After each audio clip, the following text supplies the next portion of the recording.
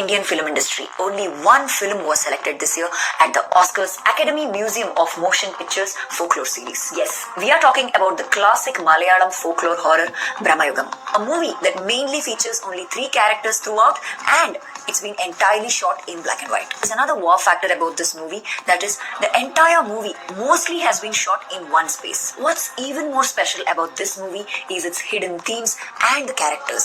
Mamuka's character in the movie feels like... സുഹൃത്തുക്കളെ, ഈ സംസാരിക്കുന്നത് കേട്ട് കഴിഞ്ഞാൽ ഇത് ഓസ്കാർ സംസാരിച്ച സംഭാഷണമൊന്നുമല്ല, അത് വേറെയുണ്ട്.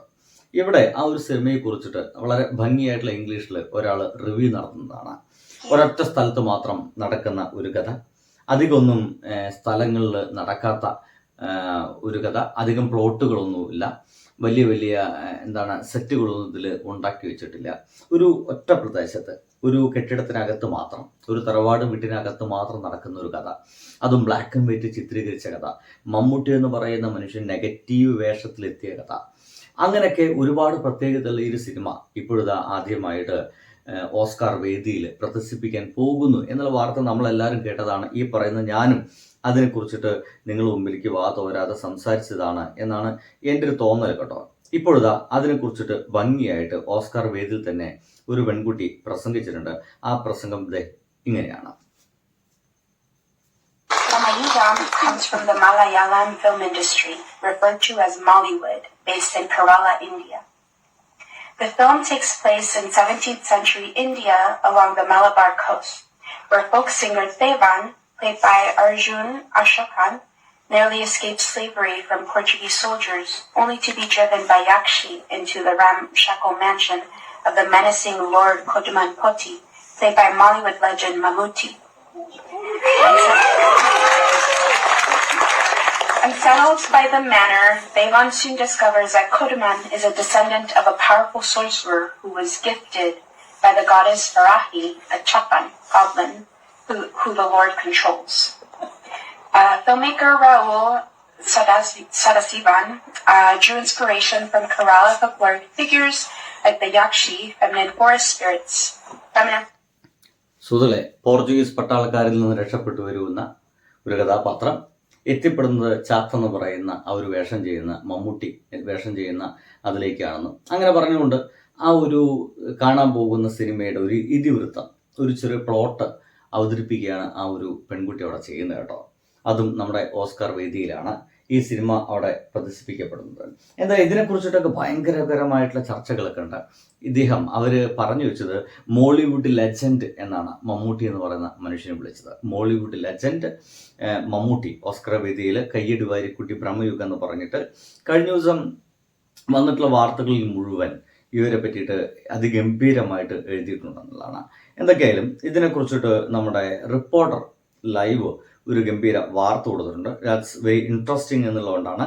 Where the forest meet sea എന്ന വിഭാഗത്തിലാണ് ഈ ഒരു സിനിമ പ്രദർശിപ്പിക്കുന്നതെന്ന് ഇവർ പറയുന്നുണ്ട്. ഇതിൽ നമ്മൾ മനസ്സിലാക്കേണ്ട ഒരു കാര്യം എന്ന് വെച്ച് കഴിഞ്ഞാൽ, ഈ ഒരു ഓസ്കാർ വേദിയിൽ പ്രദർശിപ്പിക്കുന്ന ആദ്യ ഒരു മലയാള സിനിമയാണ്, ഇത്ര കാലത്തെ ചരിത്രത്തിനിടയ്ക്ക് ആദ്യ സിനിമയാണ് ഇതെന്ന കാര്യത്തിൽ വലിയ സംശയമുണ്ടെന്നൊക്കെ ഇതിൽ പറയുന്നുണ്ട്. എന്തൊക്കെയായാലും മമ്മൂട്ടിയെ നായകനായിട്ട് രാഹുൽ സദാശിവനാണ് ഈ സിനിമ സംവിധാനം ചെയ്തത്. ഇതിൻ്റെ പെർഫോമൻസിൻ്റെ ബേസിലാണ് ഇതിനെ ഏറ്റവും കൂടുതൽ നമ്മൾ ചർച്ച ചെയ്തിട്ടുള്ളതെന്ന കാര്യം നമുക്കറിയാം. ഒരു ഹൊറർ ചിത്രമായിട്ടാണ് ഇത് നമ്മുടെ മുമ്പിലേക്ക് എത്തിയത്. എന്തായാലും ഓസ്കാർ വേദിയിൽ ഈ സിനിമ പ്രദർശിപ്പിക്കുന്നു. അതിൽ അവതാരക സിനിമയെക്കുറിച്ച് പറഞ്ഞ വാക്കുകളാണ് ഇപ്പോൾ വളരെയധികം ഗംഭീരമായിട്ട് ആളുകളൊക്കെ കൊണ്ടയാടുന്നത്. സിനിമയെക്കുറിച്ചും സിനിമയുടെ കഥയെക്കുറിച്ചും വിവരിച്ച അവതാരക മമ്മൂട്ടിയെ വിശദീകരിച്ചത്, മമ്മൂട്ടിയെ വിശേഷിപ്പിച്ചത് മോളിവുഡ് ലെജൻഡ് എന്നാണ്. ഇത് മോഹൻലാൽ വുഡിന്റെ ലെജൻഡ്, മോഹൻലാൽ വുഡ് എന്ന് പറയുന്ന മലയാള സിനിമയിലത്തെ ഒരു ലെജൻഡാണ് എന്ന രീതിയിലൊക്കെ ഇപ്പോൾ മോഹൻലാൽ ആരാധകർ ആരൊക്കെയോ ഇതിനെങ്ങനെ വേറെ രീതിയിലൊക്കെ ഇങ്ങനെ പറഞ്ഞു വെക്കുന്നുണ്ട്. അത് വലിയ പിടുത്തമൊന്നുമില്ല. എന്തായാലും ലോസ് ആഞ്ചലസിലെ ഓസ്കാർ അക്കാദമി മ്യൂസിയത്തിൽ സിനിമ പ്രദർശിപ്പിച്ചത്. അക്കാദമി മ്യൂസിയത്തിന്റെ വേ ഫോറസ്റ്റ് മീറ്റ്സ് സി വിഭാഗത്തിലാണ് സിനിമ പ്രദർശിപ്പിച്ചത്. ഇങ്ങനെ ഈ ഒരു വിഭാഗത്തിൽ പ്രദർശിപ്പിക്കുന്ന ഏക ഇന്ത്യൻ സിനിമയാണ് ബ്രഹ്മയുഗം. ഇതിനു മുമ്പേയും വേറെ കുറേ സിനിമകളൊക്കെ ഈ ഒരു വിഭാഗത്തിൽ പ്രദർശിപ്പിച്ചിട്ടുണ്ടെന്നൊക്കെ പറഞ്ഞിട്ട് കുറേ തല്ലുകളൊക്കെ സോഷ്യൽ മീഡിയ നടക്കുന്നുണ്ട്. എന്തായാലും അതിന് നമുക്കത് മാറ്റിവെക്കാം. സംസ്ഥാന ചലച്ചിത്ര പുരസ്കാരങ്ങളിൽ 4 എണ്ണമാണ് ഈ ബ്രഹ്മയുഗം കഴിഞ്ഞ തവണ തെരഞ്ഞെടുത്തത് സ്വഭാവ നടൻ സിദ്ധാർത്ഥ് ഭരതൻ, പശ്ചാത്തല സംഗീതം ക്രിസ്റ്റോ സേവ്യറിന്, മേക്കപ്പ് റോണക്സ് സേവ്യർ എന്നീ പുരസ്കാരങ്ങൾ കൂടി ഈ ഒരു സിനിമയ്ക്ക് കിട്ടിയിട്ടുണ്ടെന്നുള്ളതാണ്. എന്തൊക്കെയാലും ആളുകളൊക്കെ എങ്ങനെ തന്നെ ഇത് ഇകഴ്ത്താനോ അല്ലെങ്കിൽ മോഹൻലാലിന് കിട്ടാത്തതുകൊണ്ട് മമ്മൂട്ടിക്ക് കിട്ടിയതുകൊണ്ട് അതിൻ്റെ പിന്നിൽ വേറെ എന്തൊക്കെയോ രാഷ്ട്രീയമുണ്ടെന്നൊക്കെ പറയുന്ന ആളുകളൊക്കെ ഉണ്ട്. നമുക്കതിനൊന്നും അംഗീകരിക്കാൻ പറ്റുന്നില്ല എന്നുള്ളതാണ്.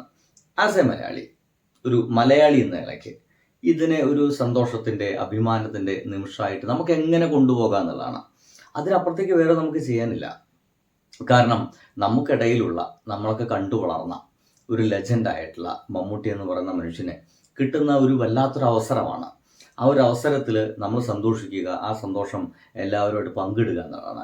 അപ്പോഴും അതിൻ്റെ പുറകിൽ ജാതിയും മതവും ഒക്കെ കുത്തി തിരികെ കയറ്റിക്കൊണ്ട് ഇത് ചില പാർട്ടിക്കാർ ഇവിടെ ഭരിക്കുന്നുണ്ട്, അവർ കൊണ്ടുപോയിട്ട് നോമിനേറ്റ് ചെയ്താന്നൊക്കെ പറയുന്നത് വെച്ച് കഴിഞ്ഞാൽ വലിയ ദുരന്ത വർത്തമാനങ്ങളാണ് അങ്ങനെ നമ്മൾ മുഴുവൻ കേട്ടുകൊണ്ടിരിക്കുന്നത്. അത്തരം വാക്കുകളൊക്കെ മാറ്റി നിർത്തുക, ഈ സന്തോഷത്തിൽ നമ്മൾ പങ്കുകൊള്ളുക. ബൈ.